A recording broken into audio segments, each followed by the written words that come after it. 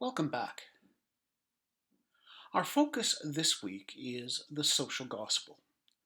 And as we've seen in the previous weeks, the Protestant denominations struggled to adjust their ministries in response to a series of social changes in Canada: rapid industrialization, urban growth, the arrival of diverse populations, to name only a few. And though the responses varied, they tended to be towards the establishment of social agencies. Remembering that in this period of time, government was much smaller and its role in the lives of people much more constrained. Certainly, the largest single focus in the pre and post World War I eras was temperance. This was a subject that united liberal and conservative religious groups. A Canadian branch of the Women's Christian Temperance Movement was established in 1874. And to understand the temperance movement, we need to understand that it's not just about not drinking as a choice. It was tied directly to deep concerns about the integrity of homes and the welfare of children. Extremely high rates of alcoholism, and they were quite staggering to the modern mind. Extremely high rates of alcoholism, particularly amongst the working poor, were seen as both a threat to both the home and the family. These were concerns that were high on the agenda of both social gospel supporters and evangelists. And temperance was also typical of several movements of the time that were based on a combination of private action, personal responsibility, and social involvement. Now, the Salvation Army arrived in Canada in the 1880s, and they had a large background in providing ministry to the urban poor from a religious motivation. However, other denominations were active in creating urban social and community centers. For example, in Winnipeg, a Methodist by the name of Dolly McGuire began by conducting a Sunday school for immigrant children. We need to remember that in those days, Sunday school referred to what we would consider regular school held on Sunday, because many of those children would be working during the week. So she would gather them together to teach them the basics of literacy and numeracy. Now, this Sunday school rapidly expanded to providing assistance in a wide variety of areas to the new immigrants that were streaming into the West. And thus, by 1893, McGuire was overseeing several times a week prayer meetings, medical clinics, an employment bureau, a night school, as well as her ongoing school for children. Walmer Road Baptist Church in Toronto sponsored a similar sort of mission under Nellie McFarland, and that mission was, by 1912, ministering to 7,000 people a month. After the turn of the 20th century, many denominations created or recreated the office of deaconess for women willing to work as urban missionaries. The result was never entirely satisfactory, as the deaconesses occupied an ambiguous position in the church hierarchy. They were never adequately paid for the demanding work that they undertook. However, this did provide one way for women to address the changed needs of an urban society. So, what was the social gospel movement? Well, it's the name given to an informal, loosely organized force that was active from roughly 1880 to the start of the Great Depression. And it represented a Christian response to rapid social change. But unlike the stereotypical evangelical response, which tended to focus on individuals, the social gospel movement was grounded in an analysis of corporate entities and institutions. The origins of the social gospel movement are found in the traditional concern for personal holiness, coupled with the new scientific study of social problems. It depended on the rise of the modern North American university, which engaged in studies like sociology, and it provided some of the most capable theoreticians.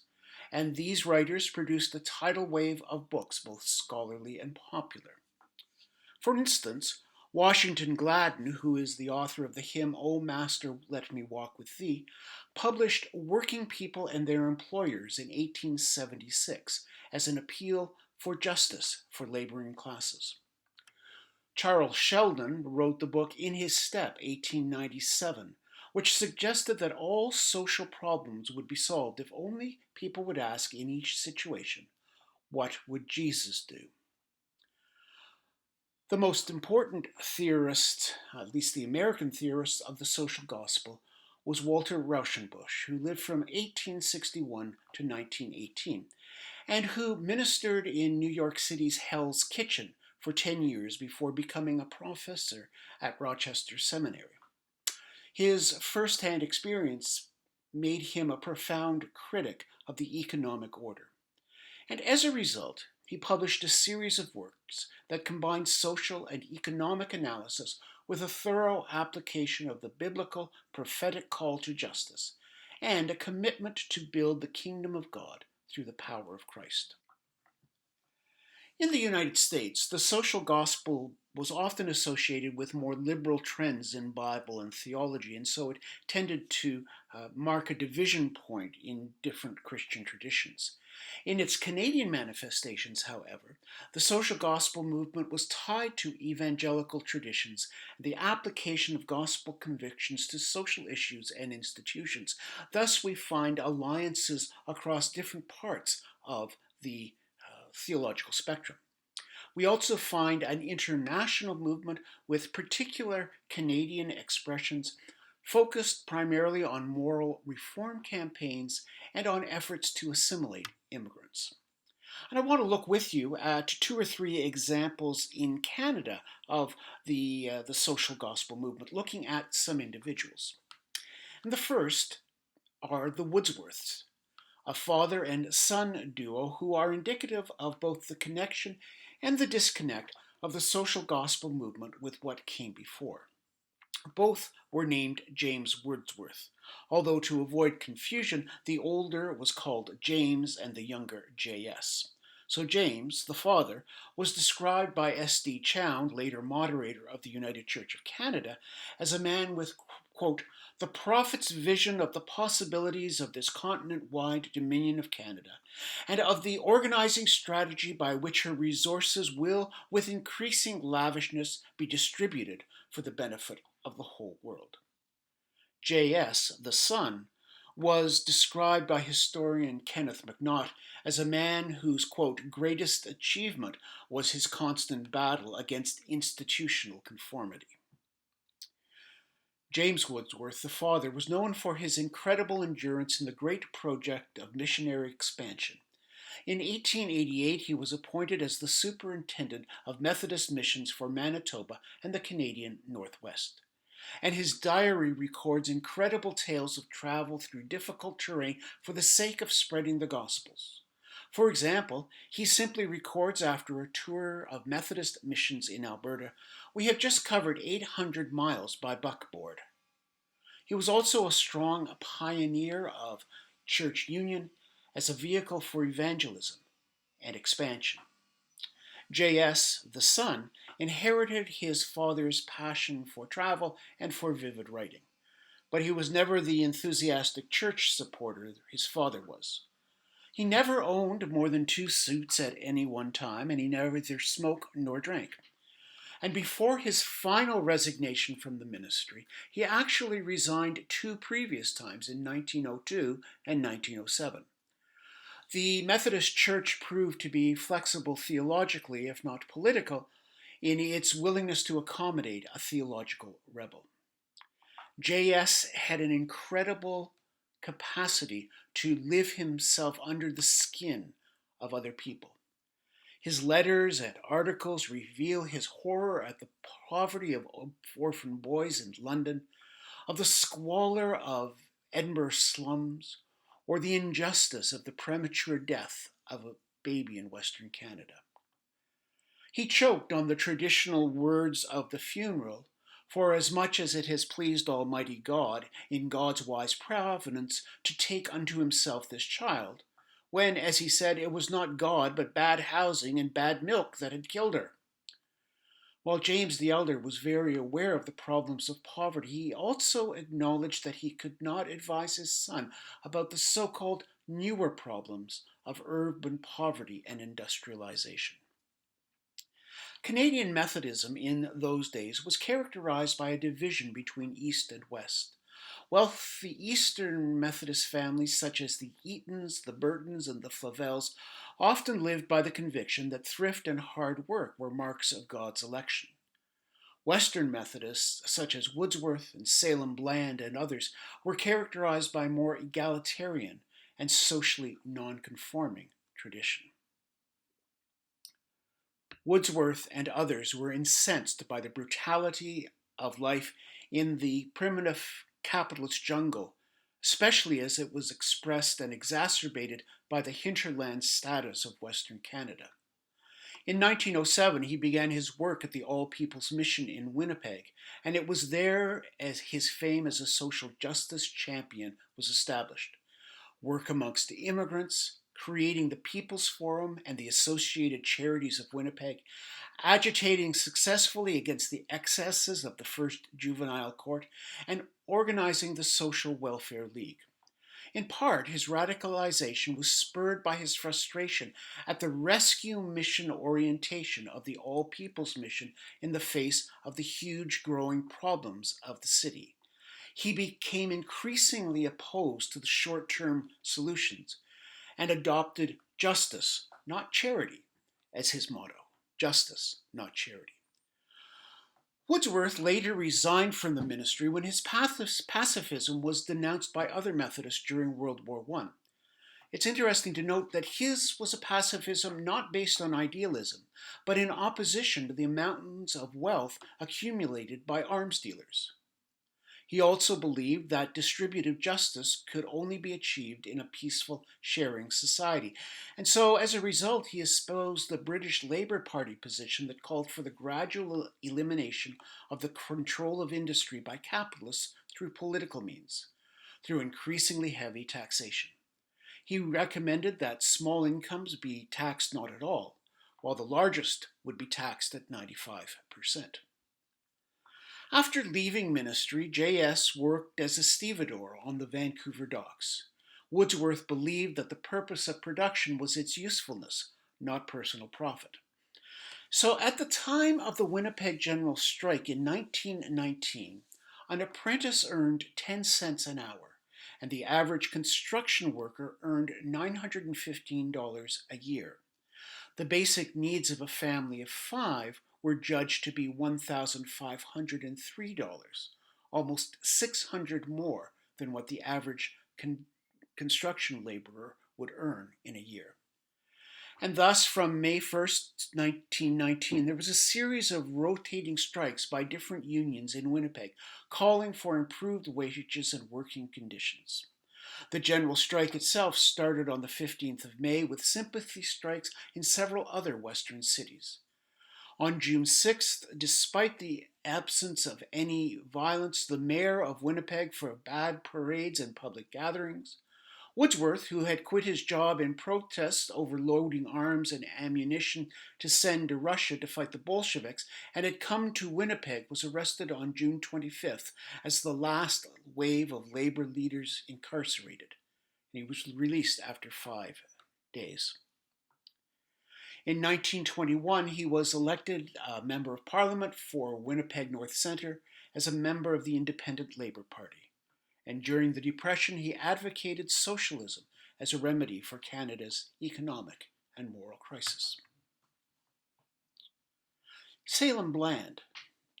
Bland is an example of the spirituality of the social gospel and a reminder that the social gospel's commitments went beyond the redistribution of wealth.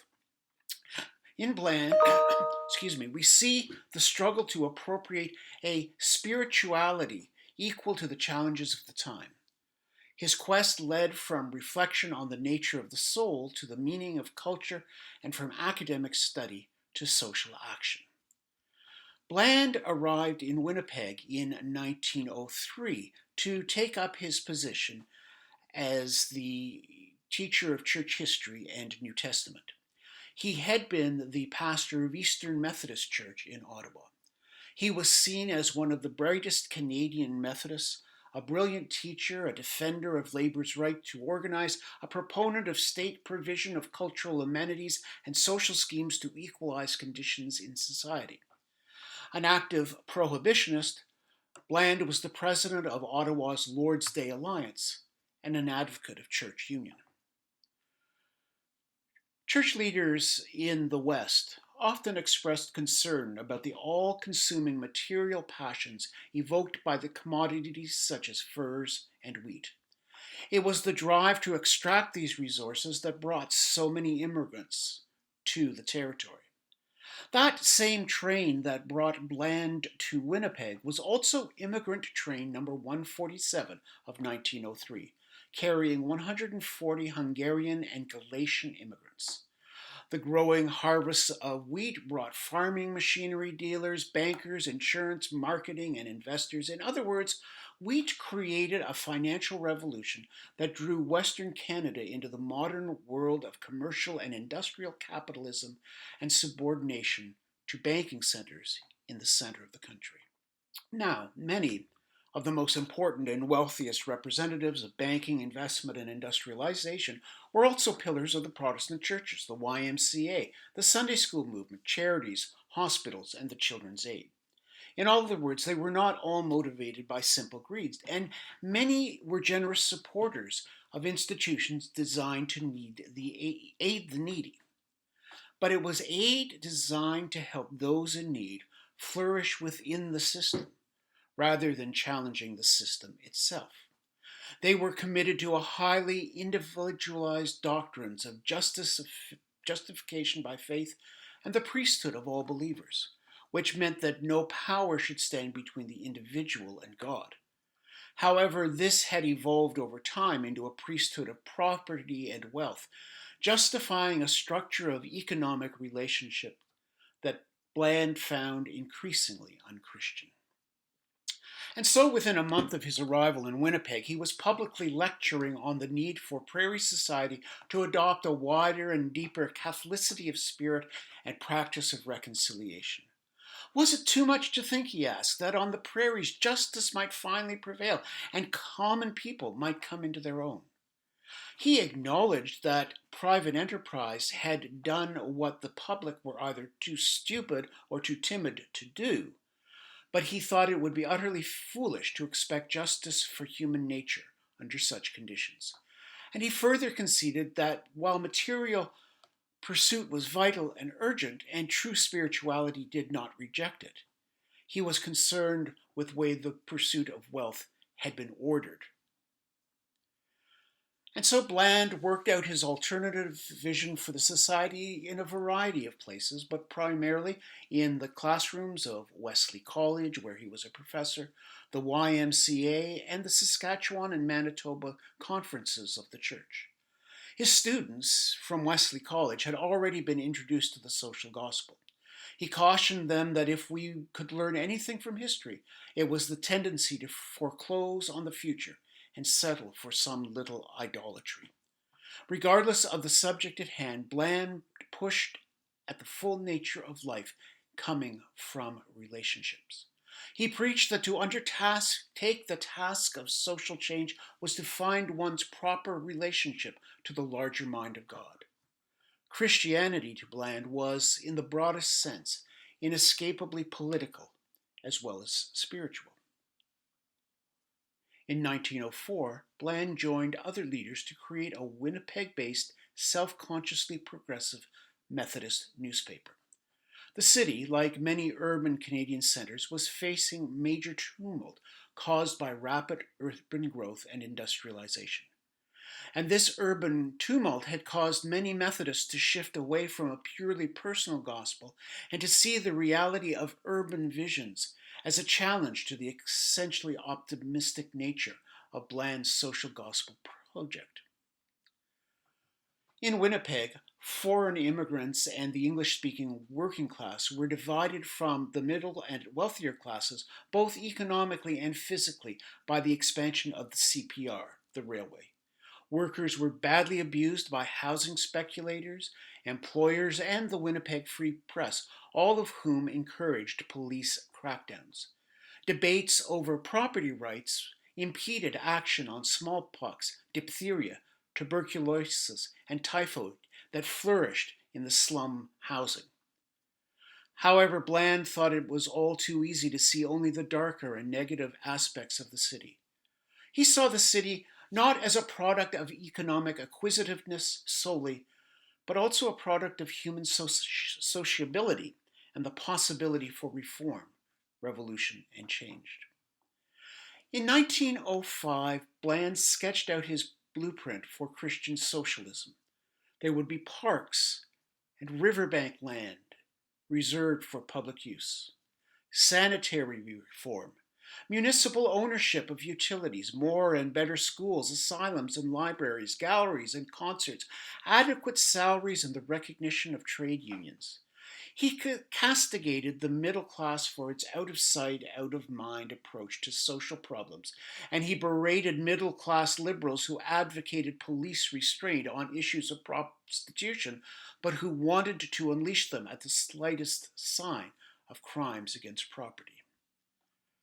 In 1906, Bland became embroiled in provincial politics, opposing government policies in regard to liquor sales, its selling of public land to private developers, and its support of corporate speculation. By now, there was a goodly supply of graduates of Wesley College who looked to Bland for leadership as they launched a new order of Christian culture in the West. His students invited him to come and speak, and it extended his popularity and his impact from Manitoba into Saskatchewan. By 1908, he was feeling the strong need to concentrate on the project of Christianizing the economic, social, moral, and political order. And so he became an advocate for establishing courses in the new area of sociology in all universities. He worked closely with J.S. Woodsworth in the All People's Mission as a great laboratory for social change. As he became more interested in the labor movement, he became less involved with the Methodist Association. And he began to preach about the necessity of finding Christ outside the settled and comfortable places of society. The need for Christianity to disentangle itself from the economic order, many of representatives of which sat in the pews. Another example of social gospel figures is Nellie McClung. And responses to McClung were many and varied, not least because she herself was a complex person who was involved with many issues. She was born in Ontario in 1873, but her family moved to Manitoba in 1880 to homestead. She was part of that generation who was taught that a career and homemaking could not mix. And so she chose career and headed off to Winnipeg for teacher training. And while in Winnipeg, she began to hear discussions about women receiving the vote, about the Women's Christian Temperance Union, and prohibition. She married Wes McClung, who was the son of Reverend J.A. and Annie McClung, and they were married in 1896. And Annie had been an important mentor for her in the social impact of the gospel since 1889. McClung quickly became pregnant, and she waxed eloquent about the discomforts associated with it. If pregnancy and morning sickness had been a man's disease, it would have been relieved long ago. But women can suffer. It keeps them humble, she wrote. Well, her first speaking engagements settled around the Women's Christian Temperance Union, and her first writings were for Sunday school and devotional papers. Increasingly, she was called upon as a public speaker in relation to many different issues. Quote, "Is our Christian civilization such a boon that we should go out of our way to pass it on to other people? I believe it is, and we should," she wrote. Her political activism began when, following a local Council of Women meeting about the condition of female factory workers, she and another woman were assigned to lobby for a female factory inspector. Her tactic was simply to take the premier, who was convinced that there was too much idleness amongst young women, on a tour of several unventilated, overcrowded, foul-smelling basement factories. The premier's response was to wonder why two respectable women would want to ferret out such disgusting conditions. Although he did promise to check up on the male inspector, he claimed he had too much respect for women to appoint them to such a position. She also became involved in various efforts to secure the vote for women. Through witty and insightful writing and drama, she poked holes in the arguments so often advanced for the status quo. Her favorite and often repeated strategy was to use someone's own words to defeat them. It's also important to remember that church and activism were interwoven in McClung's life. She once told a newspaper that, according to her Christian outlook, missionary work and the franchise movement were synonymous. So, as such, she belongs within the social gospel optimism that society could be reconstructed and corrected by applying democratic Christian principles. In a speech in 1914, she called on women to leave behind individual acts of charity to emphasize justice for all. She spoke of her political involvement as being the next step in the way God communicated the gospel message of life. McClung was also a social Darwinist. In other words, she anticipated the continued development of the human race, and she believed that Christianity could be a significant tool in that continued development.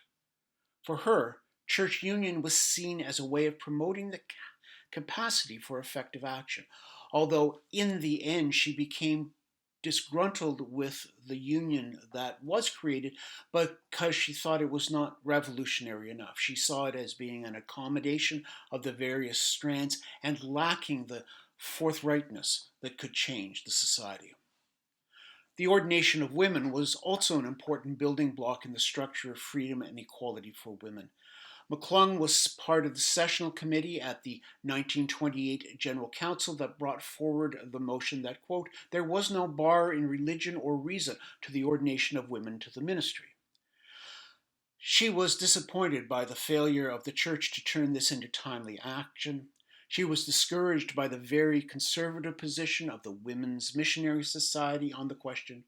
The eventual ordination of Lydia Grucci in 1936 left McClung feeling somewhat embittered by the whole debate and the reluctance of the church to act on issues which she saw as being crucial for the expansion of God's justice. The denominations responded to the social gospel differently. Methodists, as we have seen, welcomed the social gospel movement with unmatched fervor.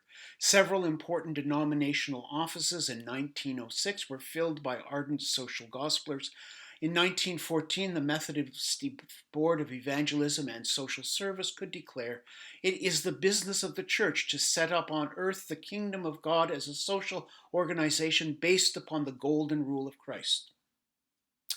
Methodists soon redirected much of their considerable energy from the western frontier to addressing urban problems and reaching unchurched workers instead of unchurched homesteaders. As such, we see evangelical fervor being replaced by social zeal while still maintaining a connection with Methodist roots in Wesley's doctrine of Christian perfection. The major link between the older and newer Methodism was prohibition, which effectively shattered the reservations about involvement in social political action. Although concerned for the poor, prohibition was essentially a bourgeois movement. A theologically aware movement, social gospel leaders were plugged into the new biblical studies. By temperament, they were organizers and creators of structures and systems and bureaucracies. The ultimate failure of the temperance movement to affect the attitudes of business and the working poor hides the real legacy of the social gospel movement, which is found in various agrarian movements that sprang up from time to time, such as the CCF, the precursor of the NDP, and the strong movement to social justice within the United Church of Canada, historically and at present. Presbyterians, on the other hand, accepted the social righteousness component, but they were seldom confident that a changed environment would lead to changed humanity. And so we see that the claim that church should not be involved in social and economic and political affairs is in fact historically inaccurate, and turns on a view of the role of the church and the role of gospel entirely at odds with a significant part of the United Church's tradition, a part of the tradition that we have sometimes forgotten about. Thanks very much. Look forward to our conversation in class.